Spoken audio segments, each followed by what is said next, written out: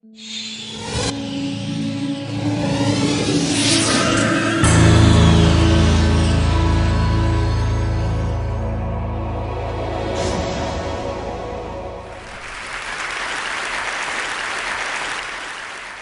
I want to start by offering you a free, no-tech life hack. And all it requires of you is this, that you change your posture for 2 minutes.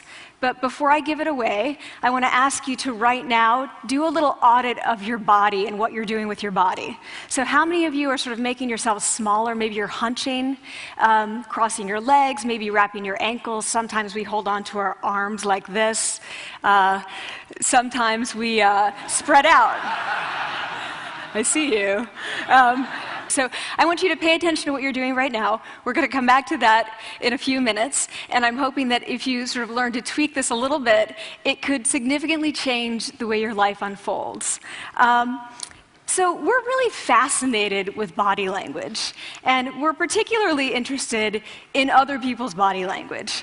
You know, we're interested in, like, an awkward interaction, or a smile, or a contemptuous glance, or maybe a very awkward wink, or maybe even something like a handshake. Here they are arriving at number 10, and look at this lucky policeman gets to shake hands with the President of the United States. Oh, and here comes the Prime Minister of the... No.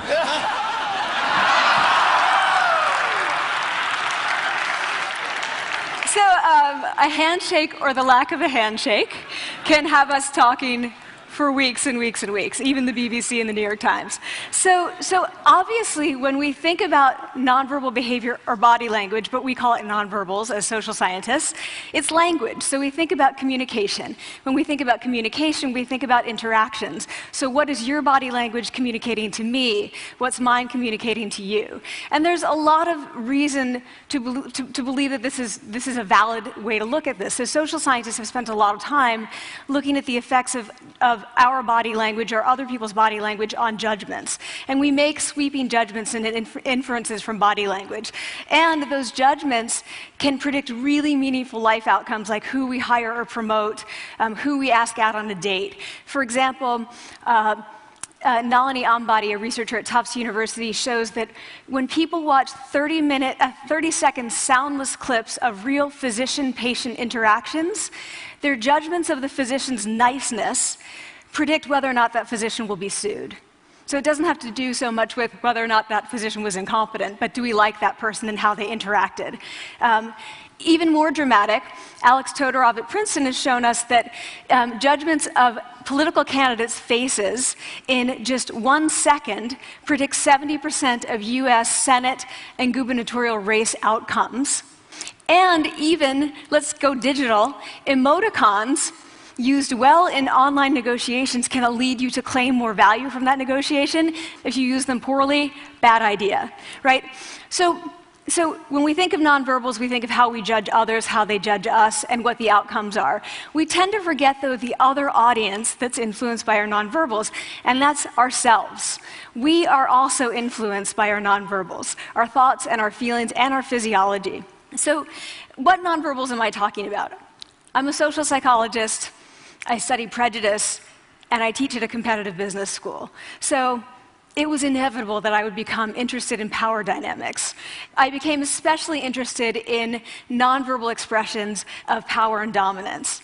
And what are nonverbal expressions of power and dominance? Well, this is what they are. So in the animal kingdom, they are about expanding. So you make yourself big, you stretch out, you take up space, you're basically opening up. It's about opening up. And this is true across the animal kingdom. It's not just limited to primates, and humans do the same thing. So they do this both when they have power sort of chronically, and also when they're feeling powerful in the moment. And this one is especially interesting because it really shows us how universal and old these expressions of power are. This expression, which is known as pride, Jessica Tracy has studied, she shows that people who are born with sight and people who are congenitally blind do this when they win at a physical competition. So when they cross the finish line and they've won, it doesn't matter if they've never seen anyone do it, they do this. So the arms up in the V, the chin is slightly lifted. What do we do when we feel powerless? We do exactly the opposite. We close up, we wrap ourselves up, we make ourselves small. We don't want to bump into the person next to us. So again, both animals and humans do the same thing. And this is what happens when you put together high and low power. So what we tend to do when it comes to power is that we complement the other's nonverbals. So if someone's being really powerful with us, we tend to make ourselves smaller. We don't mirror them, we do the opposite of them. So I'm watching this behavior in the classroom, and what do I notice? I notice that MBA students really exhibit the full range of power nonverbals. So you have people who are like caricatures of alphas, like really coming into the room. They get right into the middle of the room before class even starts, like they really want to occupy space. When they sit down, they're sort of spread out. They raise their hands like this. You have other people who are virtually collapsing when they come in. As soon as they come in, you see it. You see it on their faces and their bodies, and they sit in their chair and they make themselves tiny, and they go like this when they raise their hand. I noticed a couple things about this. One, you're not going to be surprised. It seems to be related to gender. So women are much more likely to do this kind of thing than men. Women feel chronically less powerful than men, so this is not surprising. But the other thing I noticed is that it also seemed to be related to the extent to which the students were participating and how well they were participating. And this is really important in the MBA classroom because participation counts for half the grade. So business schools have been struggling with this gender grade gap. You get these equally qualified women and men coming in, and then you get these differences in grades, and it seems to be partly attributable to participation. So I started to wonder, okay, so you have these people coming in like this, and they're participating. Is it possible that we could get people to fake it, and would it lead them to participate more? So my main collaborator, Dana Carney, who's at Berkeley, and I really wanted to know, can you fake it till you make it? Like, can you do this just for a little while and actually experience a behavioral outcome that makes you seem more powerful? So we know that our nonverbals govern how other people think and feel about us. There's a lot of evidence, but our question really was, do our nonverbals govern how we think and feel about ourselves? There's some evidence that they do. So, for example, when we smile when we feel happy, but also when we're forced to smile by holding a pen in our teeth like this, it makes us feel happy. So it goes both ways. When it comes to power, it also goes both ways. So when you feel powerful, you're more likely to do this, but it's also possible that when you pretend to be powerful, you are more likely to actually feel powerful. So the second question really was, so we know that our minds change our bodies, but is it also true that our bodies change our minds? And when I say minds, in the case of the powerful, what am I talking about? So I'm talking about thoughts and feelings and the sort of physiological things that make up our thoughts and feelings. And in my case, that's hormones. I look at hormones. So what do the minds of the powerful versus the powerless look like? So powerful people tend to be, not surprisingly, more assertive and more confident, more optimistic. They actually feel that they're going to win even at games of chance. They also tend to be able to think more abstractly. So there are a lot of differences. They take more risks. There are a lot of differences between powerful and powerless people. Physiologically, there also are differences on two key hormones, testosterone, which is the dominance hormone, and cortisol, which is the stress hormone. So what we find is that high-power alpha males in primate hierarchies have high testosterone and low cortisol. And powerful and effective leaders also have high testosterone and low cortisol. So what does that mean? When you think about power, people tended to think only about testosterone because that was about dominance. But really, power is also about how you react to stress. So do you want the high-power leader that's dominant, high on testosterone, but really stress reactive? Probably not, right? You want the person who's powerful and assertive and dominant, but not very stress reactive, the person who's laid back. So we know that in primate hierarchies, if an alpha needs to take over, if an individual needs to take over an alpha role sort of suddenly, within a few days, that individual's testosterone has gone up significantly and his cortisol has dropped significantly. So we have this evidence, both that the body can shape the mind, at least at the facial level, and also that role changes can shape the mind. So what happens, okay, you take a role change, what happens if you do that at a really minimal level, like this tiny manipulation, this tiny intervention? For 2 minutes you say, I want you to stand like this, and it's going to make you feel more powerful. So this is what we did. We decided to bring people into the lab and run a little experiment. And these people adopted for 2 minutes either high power poses or low power poses. And I'm just going to show you 5 of the poses, although they took on only 2. So here's one, a couple more. This one has been dubbed the Wonder Woman by the media. Here are a couple more. So you can be standing or you can be sitting. And here are the low power poses. So you're folding up, you're making yourself small.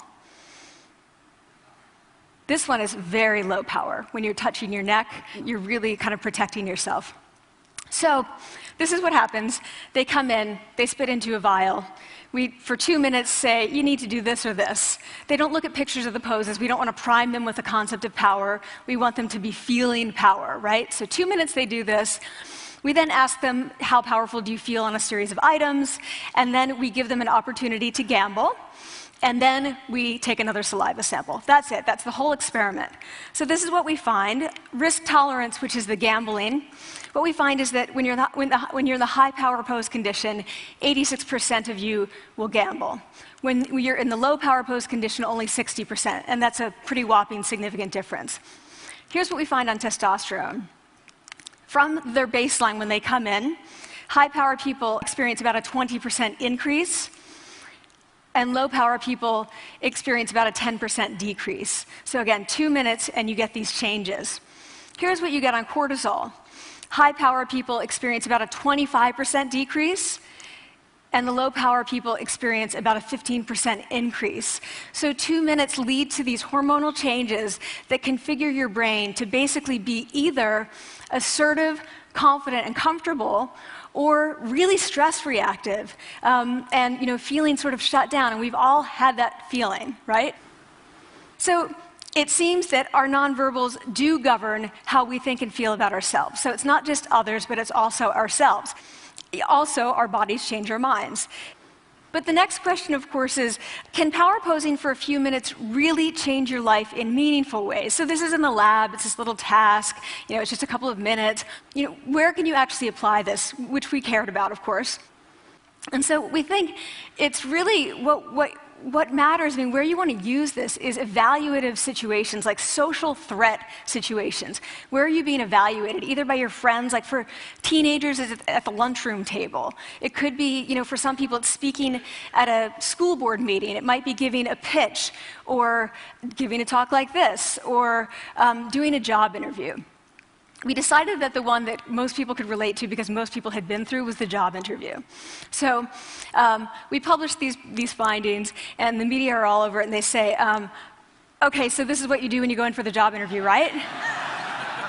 So we were, of course, horrified and said, oh my God, no, that's not what we meant at all, for numerous reasons. No, don't do that. Again, this is not about you talking to other people, it's you talking to yourself. What do you do before you go into a job interview? You do this. Right? You're sitting down, you're looking at your iPhone or your Android, not trying to leave anyone out. You're looking at your notes, you're hunching up, making yourself small, when really what you should be doing maybe is this, like in the bathroom, right? Do that, find 2 minutes. So that's what we want to test, okay? So we bring people into a lab, and they do either high or low power poses again. They go through a very stressful job interview. It's 5 minutes long. They are being recorded, they're being judged also, and the judges are trained to give no nonverbal feedback. So they look like this. Like, imagine this is the person interviewing you. So for 5 minutes, nothing. And this is worse than being heckled. People hate this. It's what Marianne LaFrance calls standing in social quicksand. So this really spikes your cortisol. So this is the job interview we put them through, because we really wanted to see what happened. We then have these coders look at these tapes, 4 of them. They're blind to the hypothesis, they're blind to the conditions. They have no idea who's been posing in what pose. And they end up looking at these sets of tapes and they say, oh, we want to hire these people, all the high power posers. We don't want to hire these people. We also evaluate these people much more positively overall. But what's driving it? It's not about the content of the speech. It's about the presence that they're bringing to the speech. We also, because we rate them on all these variables related to sort of competence, like how well structured is the speech? How good is it? What are their qualifications? No effect on those things. This is what's affected. These kinds of things.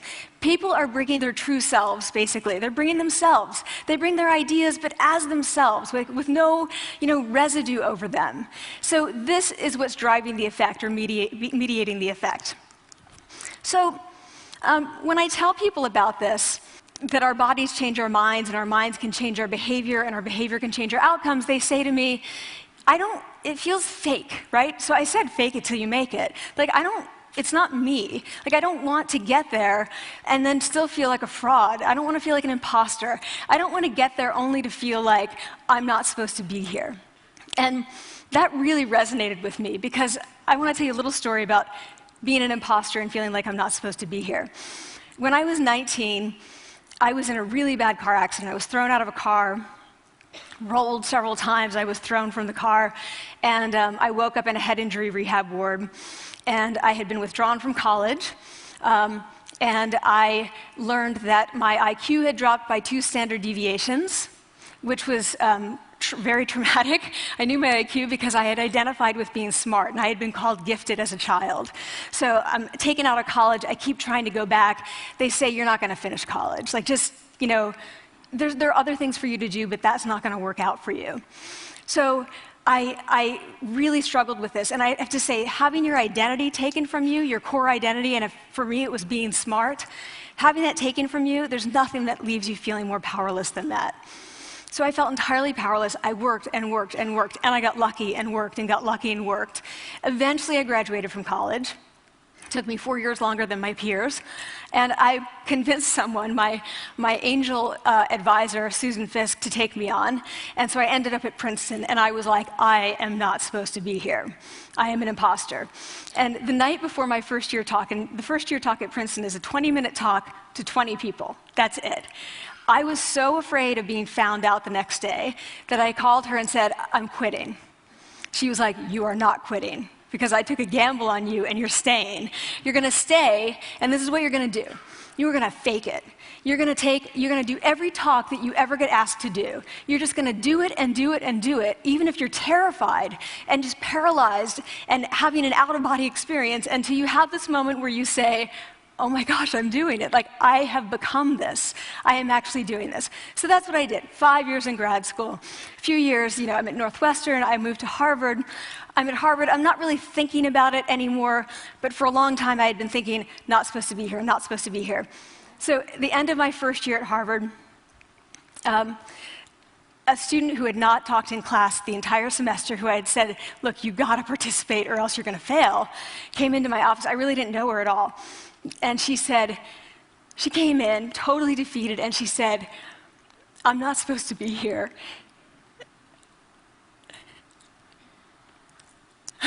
And that was the moment for me, because 2 things happened. One was that I realized, oh my gosh, I don't feel like that anymore. I don't feel that anymore, but she does, and I get that feeling. And the second was, she is supposed to be here.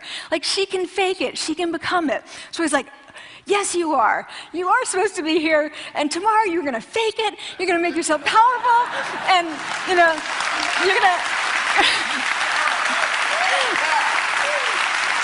and you're going to go into the classroom, and you are going to give the best comment ever. And she gave the best comment ever. And people turned around, they were like, oh my God, I didn't even notice her sitting there, She comes back to me months later, and I realized that she had not just faked it till she made it, she had actually faked it till she became it.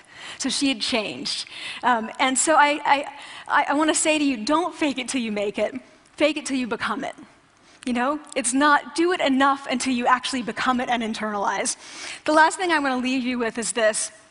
Tiny tweaks can lead to big changes. So this is 2 minutes. 2 minutes, 2 minutes, 2 minutes. Before you go into the next stressful, evaluative situation, for 2 minutes, try doing this in the elevator, in a bathroom stall, at your desk behind closed doors. That's what you want to do. Configure your brain to cope the best in that situation. Get your testosterone up, get your cortisol down. Don't leave that situation feeling like, oh, I didn't show them who I am. Leave that situation feeling like, oh, I really feel like I got to say who I am and show who I am. So I want to ask you first, both to try power posing, and also I want to ask you to share the science, because this is simple. I don't have ego involved in this.